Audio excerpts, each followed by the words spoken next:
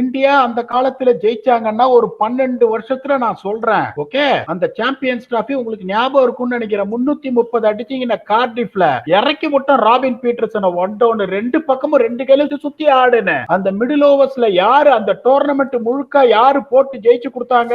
Ashwin and Jadeja. அதுக்கப்புறம் என்னாச்சு உங்களுக்கு? குல்சா அப்படின்னு ஆரம்பிச்சாங்க. அதுக்கப்புறம் குல்தீப் யாதவ், யஜ்வேந்திர சஹல், வாஷிங்டன் சுந்தர். எப்படின்னா இன்னும் வந்து அவர் யாருன்னே அவருக்கு தெரியல. நீங்க பேட்ஸ்மேனா தெரியலீங்களே, நீங்க போலரா தெரியலீங்களே, பேட்டிங் ஆல்ரவுண்டரா தெரியலீங்களே, போலிங் ஆல்ரவுண்டரா தெரியலீங்களே, அவர் யாருன்னு அவருக்கு தெரியவே இல்லை.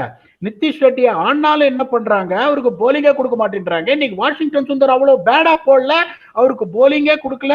when you are trying to have Kuldeep Yadav as your number one bowler, Kuldeep Yadav cannot be your number one bowler.